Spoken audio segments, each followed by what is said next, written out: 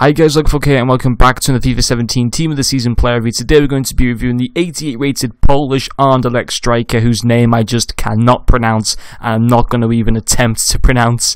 Anyway, he cost me 28,000 coins and in the 9 games that I played with him he scored me 7 goals and got me 0 assists. He's a high medium work which I look for 2-star weak foot and 2-star skill moves, so let's now get into his in-game stats and highlights. Okay guys, so going off into his in-game stats, the full main stats on his car, which down to mirror his 99 positioning, his 95 finishing, his 91 shot power and his 99 heading accuracy, and he does not have any specialists or traits. And before we get off into the pros and cons for this card, guys, I do apologize, I just cannot pronounce this guy's name. I tried to look up ways on how to pronounce it, but I just can't seem to do it. And if you guys know how to pronounce him, please let me know in the comment section, which should be pretty damn cool. But anyway guys, we're going to go off into the pros for this card. So for me, his first pro is his finishing. He does have 95 finishing on his in-game stats, and it's reflected in game, in particular with the low driven and finesse shots inside the box. I know he also does have 91 shot power, however I don't really recall having that many shots from a longer distance. I probably should have done, because his long shots stats are pretty good, but I just didn't that much. I think he might have scored 1 or 2 goals from outside the box, but for me I felt comfortable with going inside to the box with this guy because he's got all the right qualities to do so, and that's what I like doing with him most. And the 7 goals in 9 games definitely does reflect his good finishing. His second pro for me is his physical. Now this helps towards his finishing and goal scoring being better, because he is 6'1", he does have 90 physical, and that's very important to me in terms of kind of being able to go through the defense, using his good physical to shrug them off the ball, and then creating chances for himself or for other players on my team. It was very important, and I felt it pretty easy actually to kind of shrug off other players off the ball, which is very important when using this card. There were occasions where he did get taken off the ball, but that's going to be expected because centre-backs are so strong in this game.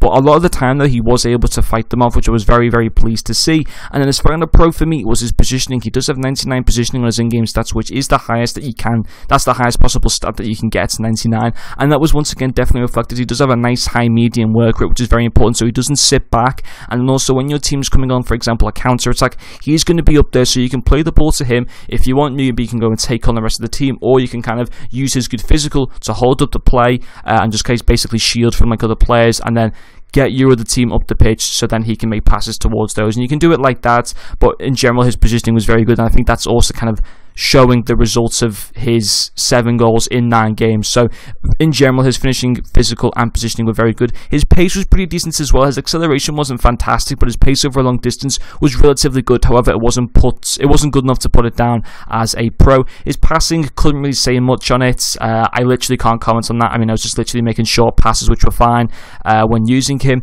And then his dribbling was 83. His dribbling was pretty decent, and his agility was also pretty decent, but it was nothing special. I mean, I've used many players this FIFA which got better agility and better dribbling. However, it was okay.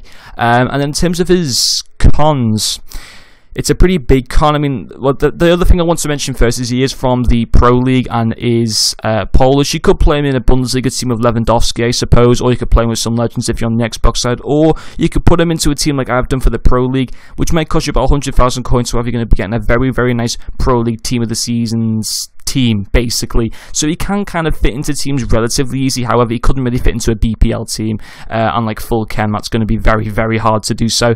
But yeah, the main con for me is his 2-star weak foot and 2-star skill moves. Now the skill moves doesn't bother me too much, but I know it's going to bother a lot of you guys. I know a lot of people don't even like 3-star skill moves, so having 2-star skill moves is going to be a complete disaster for some of you people. But the main one which I didn't like was that 2-star weak foot. It's not good, guys. His preferred foot is the right, which I'm glad his preferred foot is the right, because a preferred foot at the left I'm not really that much big of a fan of. But yeah, that left foot wasn't very good, guys. I didn't really enjoy it at all, and it definitely does affect the card a little bit, and it definitely did bring down the rating that I did decide to give this card. But overall, I did quite enjoy using him. I am going to give him a 9 out of 10 for about 23,000 coins. If you go and buy him for 23,000 coins, play him for a few games. If you don't like him, you can quick sell them. You've lost only 3,000 coins. It doesn't really matter. You know, these players are worth testing out in my opinion, but that's obviously up to you guys if you want to go and use them or not. But anyway guys, that is going to finish off this video. Thank you very much for watching, and I'll see you guys later.